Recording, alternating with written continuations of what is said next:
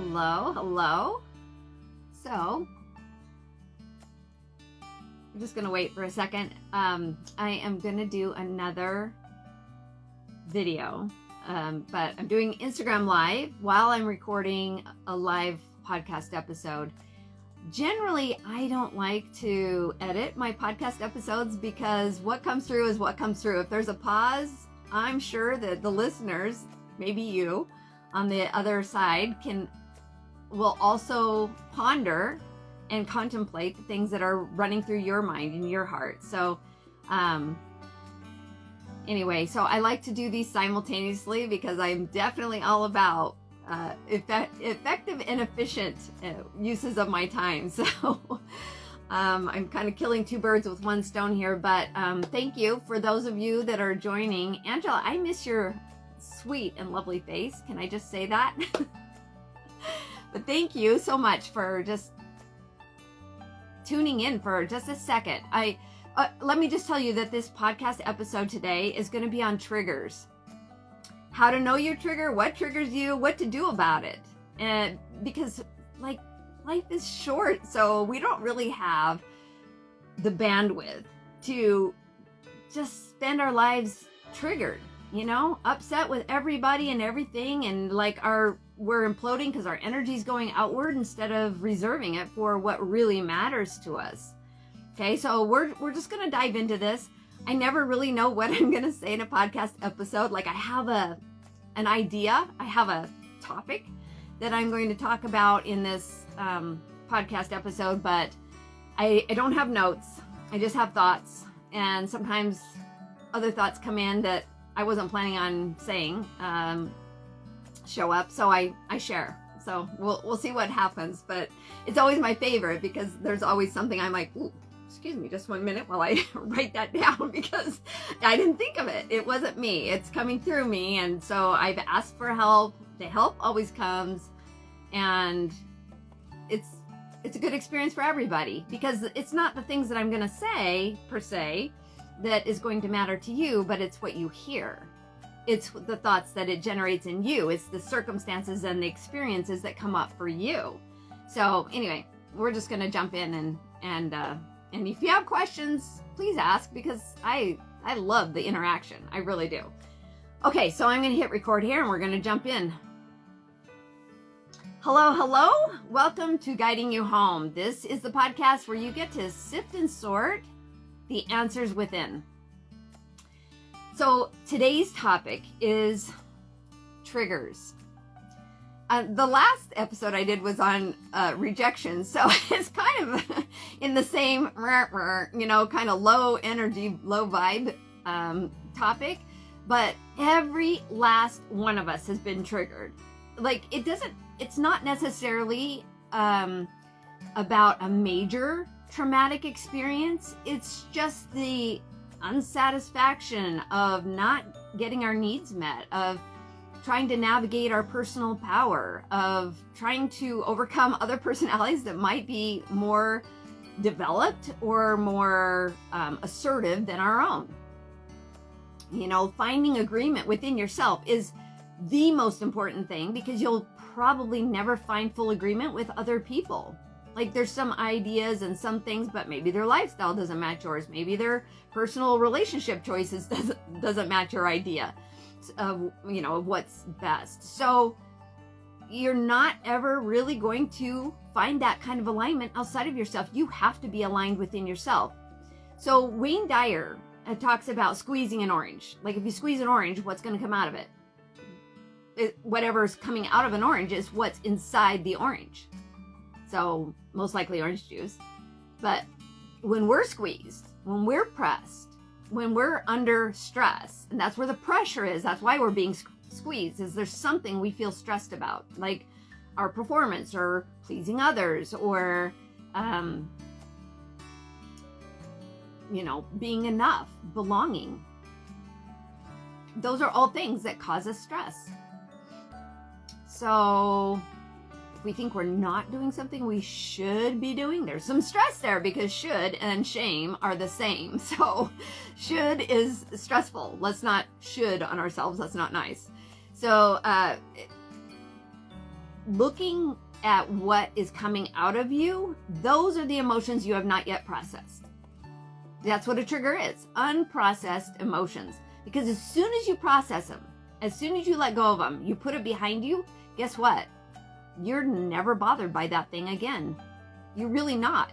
Now, this is not 100% foolproof. There are a lot of different versions of the same kind of yucky energy. Like I was talking about yesterday, or a couple of episodes ago, that rejection is just one of the emotional energies associated with a suicidal ideology.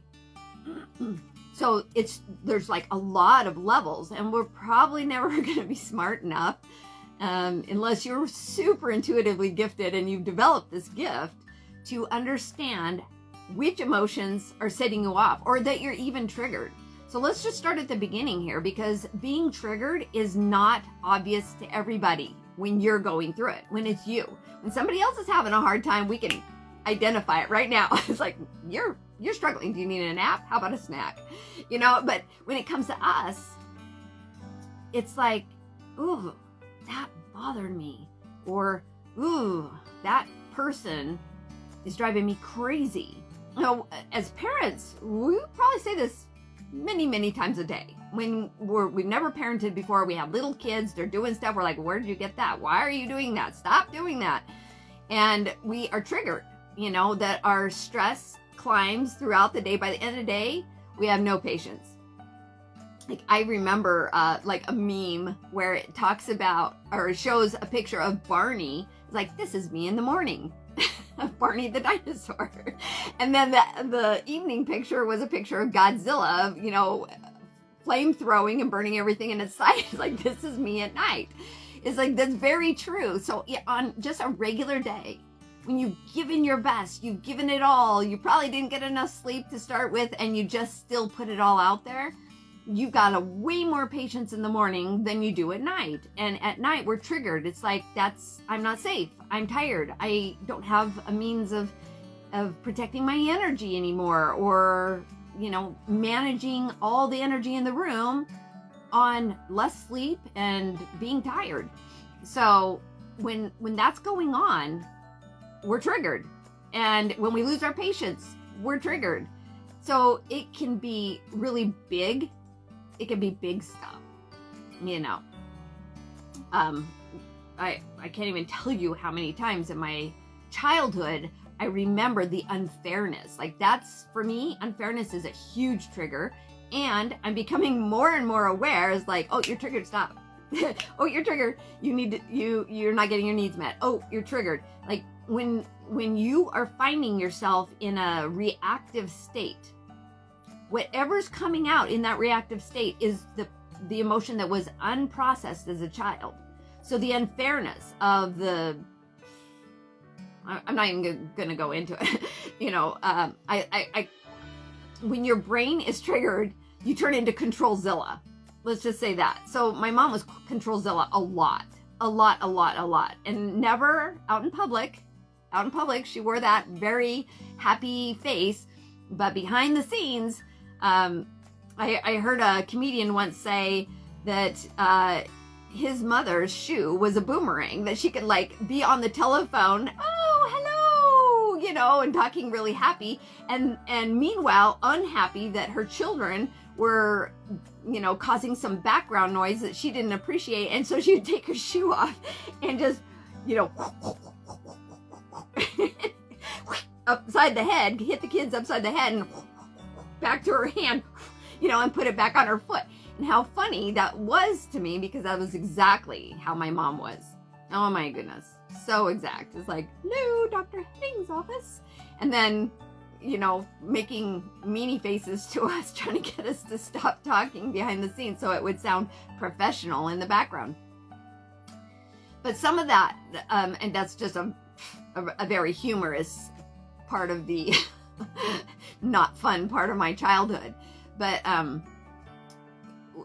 for me, well, and first of all, let's just say who you are. I'm a Libra, and Libras must find balance. Unfairness is a huge trigger. So if you know anything about yourself, how you were created, the parts of you that function well when things are in a certain situation, the parts of you that fall apart when things are not in the situation you think they should be in, you will be triggered. So the trigger, if I can just pull this together, sometimes my brain is just going boom, boom, boom in a million different directions. Pulling it together, a trigger is an unhealed or unprocessed emotion coming from you, and it has something to do with who you are and how you're made, your characters, your values, your truths and your untruths, and it's not satisfying to you. You're not happy with the outcome. Somebody didn't perform the way you needed them to perform, so now you're not happy. And that somebody could have performed in a way that they shouldn't have performed, and you're not happy because it imposed, it trespassed on your ground. So when those kinds of things are happening, what is the emotion you feel? What is actually coming up? What is the problem? What's the issue in you? And if you can name it, you can process it. So just using the unfairness example for me, I am very intuitive to seeing both sides of the story. Like, I could never win a debate. I just couldn't, because I'm like, what? I see, you robbed a store. Yeah, I can see that you didn't have love in your life growing up. And it's like, oh, you got robbed. I can see how frustrating after all the work you put in to run an honest business, and then somebody comes and takes advantage of you. Like, I can see both sides. And so unfairness to me can come up quite a bit, because it's unfair that somebody didn't get love as a child, and it's unfair that somebody got their business tampered with. So that unfairness, when it disrupts my life, so I can see it out there and be it objective, but when it disrupts my life, when I'm all up in retelling the story and trying to control all the outcomes in my mind, you're in the shower, when you think about what happened and you're running through it in your mind and all the scenarios, and you're trying to give somebody a piece of your mind and how they should have they should have been able to know that was the wrong thing to do, and they shouldn't have done it to you when you were a child, or they shouldn't have, taken advantage of you for their own well-being, and all the things. That is just unprocessed emotion, because in the big grand scope of things, once you're out of childhood, you have the ability to heal you. You have the ability to take personal responsibility for how you feel. You have the ability, and I hope you're taking advantage of it, because it's wonderful, of being your own person, your own boss, and using your free agency on your terms to choose what is right and wrong for you. So then when somebody tries to impose their values on you, you can pull back a little bit and go, oh, that's just them talking. They just need to feel better. That has nothing to do with me. I got it. That's when we're like healed and processed. We've taken that process, or that unprocessed unfairness. Let's just use that as an example. You're just taking that unprocessed unfairness and saying, oh, you have a need to manipulate or control my outcomes, and it's okay. You can do that, because I don't have to let it affect me. I can push back, leave the room, draw a hard line, and we just don't talk anymore. Like, whatever it needs to do, you have the power to change the outcome there. Now, I'm not talking about when you were a child that you didn't have the power to tell someone to stop doing what they were doing that was harming you. Those are much bigger triggers and much bigger trauma and emotions to process, because the emotions are compounded. When something happened to you as a child and you didn't have the emotional maturity to process what was happening, because it's happened to you and it blindsided you, and it wasn't with your permission, and it wasn't maybe even with your parents' permission. It just happened to you. there's just so much more to it, right? It's just a much, much bigger wound. But if, let's say you were a child and you're like, I want to go out and play, and your mom was like, well, this is not a good time because it's snowing and it's really cold and it's flu season and we don't want you to get sick. And then you're like freaking out that took away your ability to just go do what you want to do, and you harbored some ill will in your little self. I mean, I'm taking a very light example here.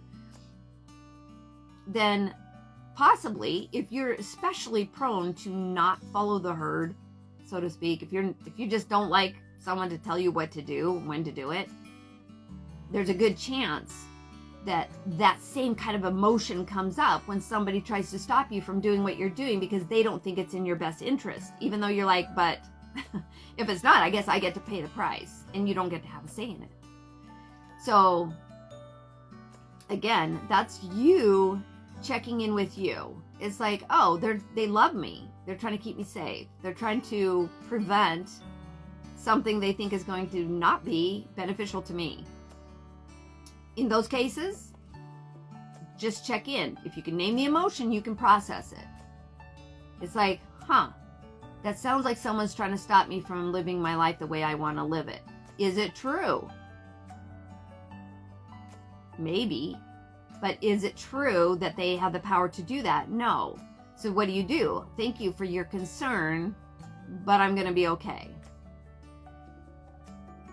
Like, that's it. We could, I mean, and if this is a person in your life that does it all the time, and you're like, I'm so sick and tired of this person trying to decide what's best for me out of the concern that they have, then that's a conversation. It's not just thank you for being concerned, but I'm going to be okay.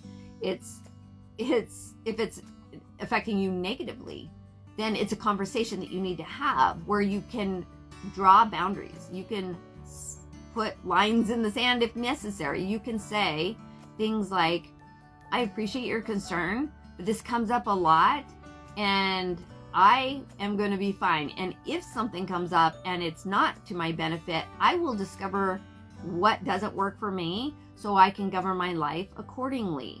But I appreciate you not interfering anymore. That is processing an emotion. Because otherwise we're just going to be mad at this person. We're just going to be angry with them. We're going to send them, laser beams from our eyes and think ugly things about them. And that only hurts us. That doesn't hurt them. Well, energetically, it can actually hurt them a little bit. They don't know they're being hurt, but it's worse, way worse for you. So if you're doing this and sending, bad vibes to other people, you're the one holding those bad vibes in. And those will continue to come out. Those bad vibes, they'll continue to come out. So if that thing that's bugging you raises that negative energy in you and it comes out when you're being squeezed or pressed, you're going to be like, okay, what is that? It keeps coming up. It comes up when I talk to Susie. It comes up when I talk to Bob. It comes up when I'm at work. It comes up when I'm, vying for a position or an award or a raise or a pat on the back. Like, if it's coming up and it keeps coming up, name it and then take your personal power back. Like, I'm sorry. You don't have the right to tell me what to do with my life. I appreciate your concern. That's nice, but it's not necessary and I don't require it. And that's you taking your power back. And then that emotion kind of goes away because from then on you have the language, you have the presence and awareness to say, wow, I'm triggered right now. Sometimes triggers can sneak up on us. If you're not familiar with realizing that you are triggered, maybe you're triggered by being super tired. I personally get triggered if someone disrupts my sleep out of inconsideration. That they're like, well, I'm awake, so I'm going to turn the heater on, close the door. You're going to fry in the bedroom where the heater is is much more powerful than the rest of the house, and it's going to wake you up and you're going to lose sleep. Like, I've had that happen to me before, and I'm surprised by how angry I am by that, because it goes back to my childhood, that I would be woken up in the middle of the night by someone flipping my light on and then walking down the hall at 1 o'clock in the morning, or someone running into my room petrified that they're going to be killed and locking my door and hiding in my room in the middle of the night, where I'm like startled awake. Or even when I was much smaller, we were asked to get out of bed and watch our parents argue, and then the police would come over. Like, I'm telling you, like, stuff happened in my childhood and they happened in the middle of the night because people were up way too late past their bedtime, and they were not in good positions to make good decisions. So they were completely triggered, which caused me and my little nervous system to be triggered as well.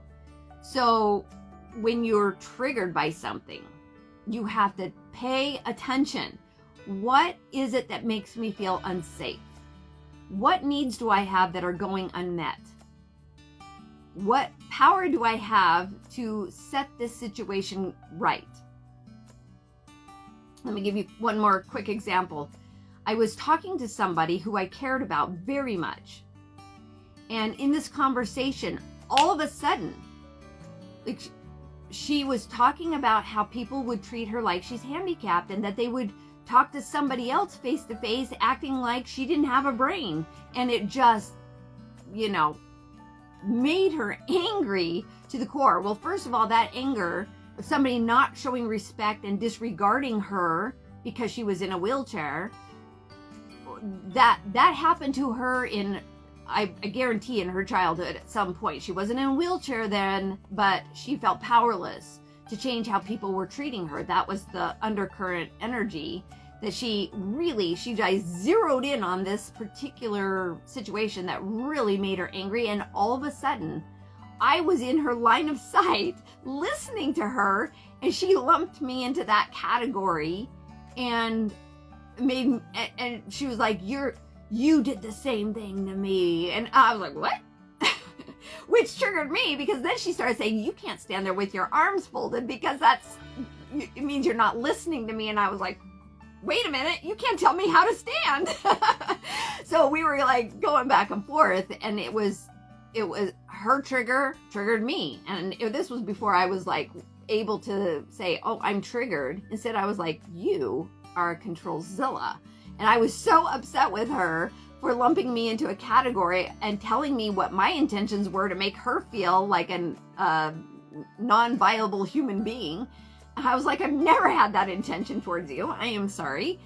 And anyway, so identifying, like, the only way to recover that relationship again, even though now I am aware of what a trigger is for her, it helps me have more empathy and compassion for when she's triggered, and to not take it personally. It's like, okay, I can see this is really bothering you, and to step away. It's like, when you calm down, and I'll go calm down, and I'm going to go make some lunch. We'll have something nice to eat, and it's going to be okay. That gives everyone in the room opportunity to assess what just happened. Why am I so upset with that? And this person happens to be an amazing person who also can process emotions when it's brought to her attention. So it's a great opportunity to have a good conversation and strengthen the bond. It's like, I know you were so upset. I want you to know I love you. I want you to know that I did not do anything intentionally. I may have not thought about it the same way you did, that certain things have to be in place before something can transpire. And that made you think that I was taking your power of choice away. And I am so sorry that that's what you thought was happening. But I guarantee I love you, and I will be aware of that. If that's what you thought was happening, I will self-check and see if that's, something that I can correct within me. Now, I can't change to make her feel better, but I can be aware of what her triggers are so I don't step in the poop too. So this is all just really important self-awareness to know when you're triggered, when you're not. It can be as simple as being tired, or it can go way back to some traumatic experiences and some emotional neglect. And if that's happening, then it's within us to be aware, name the emotion, and then give it space. What needs to happen for this emotion to be turned, to be changed? So, the situation with my friend, that brought up a lot of unfairness. It's like, she wasn't giving me a chance to speak to my point of view and what was happening, and she wasn't willing to listen either. She was just on a tyrant about, what was bothering her. And so that unfairness really, riled me up. But what would fix that unfairness is to use my higher self words to tell her I love her. But this is after everybody cools down, right? This is not in the middle of the height of being triggered. This is after everybody's had a snack, at least one nap, and you've had a chance to pull in your higher self. And your higher self can say, okay, what do I need? I need a chance to add and contribute to the conversation. If there is not that chance to talk with somebody, then that's a hard boundary. You need to know that that person is not well enough, not healthy enough to have a conversation with you. And that's okay. It's okay. But if you need to write it out and burn that letter about this, you made me feel like this, and nobody can actually make you feel a certain way. It's you. It's you. That emotion came out of you.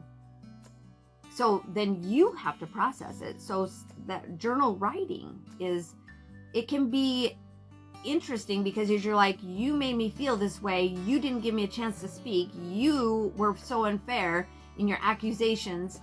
And you write that out, read it back, and read it as if you're talking to yourself. Oh. Okay, so because it's always, I was making accusations even though I wasn't able to speak them. You're unfair. You're out of line. You have crossed the line. You are not my friend after all. Like, I was making accusations too. So it's processing. I mean, can you see how this might go down with your spouse? Can you see how this might go down with a coworker or a boss? You have the power to process this.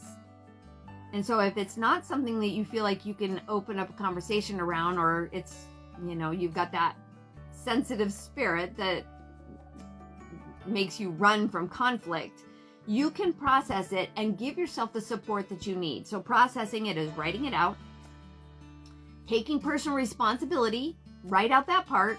Well, I guess I didn't take responsibility because I did this, and this. Take responsibility for it. Name the emotion. It just felt so unfair to me. Ooh, unfairness. That was it. What does unfairness require to heal? It requires some less judgment, less angst, less over-explaining, less I'm in trouble, less of all that. And when the energy comes down, and it's so much less than it was at its heightened state, you're healing, you're recovering. The trigger is no longer going to be as strong next time in that particular emotion. And then burn it. Let it go. Give it back to God. There's nothing you can do to change other people. Literally, you've tried. I know you have. I've tried. I know I have. And we're not in charge of other people. We don't have stewardship over how other people treat us, behave, are triggered. Like, we can't stop it. We can't fix it. All we can do is take personal responsibility for what is ours. And so that's really important. You just go burn it, give it back to God, take in all the air, all the breath, breathe in, let it out, let it go, and know that you are supported, that you have the ability to tell yourself, next time I will have an ease about me. Next time I will see that they're having a hard time. Next time I will go and give myself the support I need, because if you get upset, there's a time in your life you can go back and nail that story. You're like, that's exactly what happened to me when I was 6. And if you continue on and allow yourself to be triggered, you will act like a 6-year-old. So you got to go back and find that story. And the first story you think of is the story you need to be focusing on. Put your eyes on it, put your heart on it. And how did that make me feel? Why did I think I felt powerless? Or why, did somebody impede on my free agency? Like what was it? Process it, look at it, and then take personal responsibility for what's yours. Forgive yourself for holding it in you. Forgive the other person for not doing, making good decisions in their life, or not able to see the harm they're causing. There's just so many angles to it. But forgive this here, is you're the only one you can help feel better. You have to make that 6-year-old feel supported, and you have to write down the things that will be more supportive to you next time. Because sure shooting, life will offer you many, many opportunities to practice this emotion that you said you wanted to overcome. So it's totally in your court. You get to decide what's going to work for you and what's not. You get to decide how to use your free agency. You get to decide to name the emotion that's coming up in the moment you feel stressed. And as soon as you do, magic happens, because there's one less negative emotion in you to process. And that's when your life gets better. That's when you find the answers from within. That's when everything changes and you react negatively less negatively in the rest of your life, and more positively in the support of you. Okay? Any questions? Let me know. Catch you later. Well, that's the end of the episode. It's a lot. It's like a lot to cover in just one episode, and I'm not even sure exactly what all I said, but I do remember like a lot of different energies pulling me in different directions, and my brain was scattering on a lot of different levels. So hopefully we're pulling it together in a cohesive way that helped you grab one idea that made you go, wow, okay, let me work on that. So if it felt overwhelming, just let the one thing that was a new idea to you, a big idea, and it was like, wow, that's okay. Now I have a little tool in my back pocket I can use next time. That's when you know you're doing it right. So, okay, well, thanks for watching. Thanks for hanging out with me. And if there's anything I can do for you, please ask. It's very hard to receive gifts if you don't ask for them. Okay, talk to you later.